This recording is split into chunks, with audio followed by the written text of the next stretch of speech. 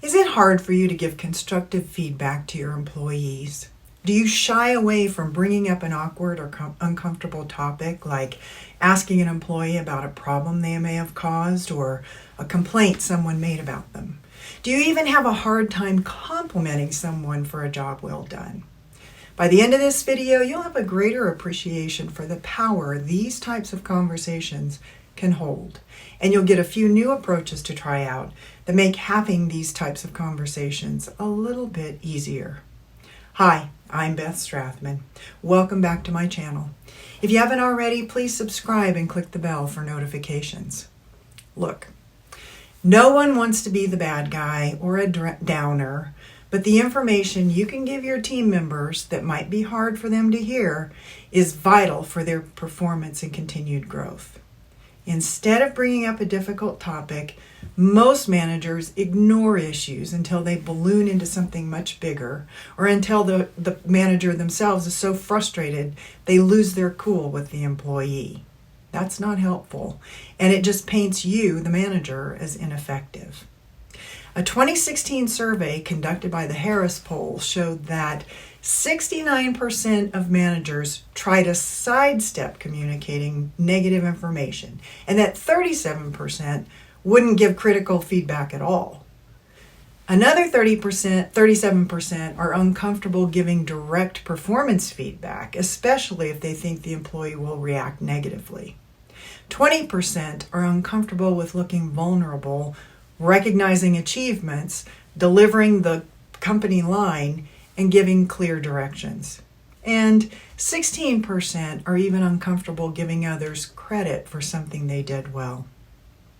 Most managers avoid delivering difficult messages because they don't want to be seen as the bad guy. Unfortunately, when you don't let employees know the full range of feedback you have for them, good and bad, you actually do end up being the bad guy because you withheld information that could have helped them. So the good news is you're not alone. And the even better news is that there are things you can do to stop shying away from having these difficult conversations that will help your team members perform better in the long run. So let's take a look at a few suggestions to make it easier to have these kinds of difficult conversations. First, lean into the facts. In a difficult conversation, facts are your friends. They form an undisputed basis for what the conversation is about. And if you're unsure of the facts, you can always ask the employee what happened from their perspective. The beauty of focusing on agreed upon facts is there shouldn't be any argument. And that leaves plenty of room for discussing what the employee can do differently in the future to improve. Second, lean into employee strengths. Let individual employees and your team collectively know what they're doing right or well. For example, thank a team member for putting in extra hours to complete a project, or recognize an employee for the skill they showed in performing a task. Acknowledge your whole team for what they did together to achieve an objective or a goal.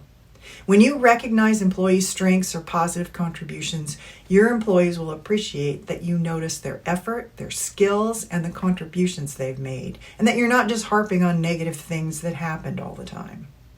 To back this up, Gallup research suggests that focusing on employee strengths rather than on weaknesses leads to higher engagement and performance. So whether you tell someone in person or write them a note, lean in by letting employees know what they've done well and how it benefited the team or the organization. Next, you can lean into more frequent feedback. Don't wait for a semi-annual or an annual performance review to tell employees how they're doing. Instead, give smaller bits of feedback more frequently as things happen. In other words, whether an employee does something well or not so well, let them know soon after. This way, employees are getting more frequent input that makes it easier to recognize them for it or to catch and correct behaviors and approaches that aren't correct or right.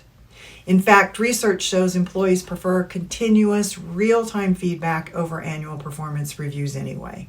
You can lean in by providing this feedback face-to-face or use tools like Microsoft Viva, Slack, and lattice to facilitate ongoing conversations. Next, lean into radical candor and constructive feedback. The way you approach a difficult conversation matters. Take the notion that giving honest and respectful feedback is mean and reframe it as it being helpful. When you adopt the mindset that you want to help your employees grow and develop, you realize that you can provide invaluable information that will improve their interactions with each other and boost their performance. This means when delivering tough news, it's best to lean into being forthright and respectful. That's why Kim Scott's radical candor model is popular.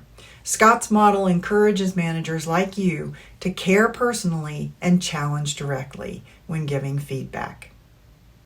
Number 5 on this list is to lean in with psychological safety. When you have difficult conversations with your employees, it's vital that they trust you to have their best interest at heart and that they feel they can risk sharing information that may make them look bad. That's why it's key to leaning in by creating conditions for psychological safety with your team. For more information on psychological safety, I'll link some videos that I made previously on the topic. Studies emphasize that employees are more receptive to feedback when they feel safe and valued. When you build each employee's trust in you and foster psychological safety with the team, you're more likely to get better engagement and ultimately better performance from them after having a difficult conversation. And finally, lean into AI-powered feedback and coaching. Not everyone has good awareness of how they come across when delivering difficult feedback.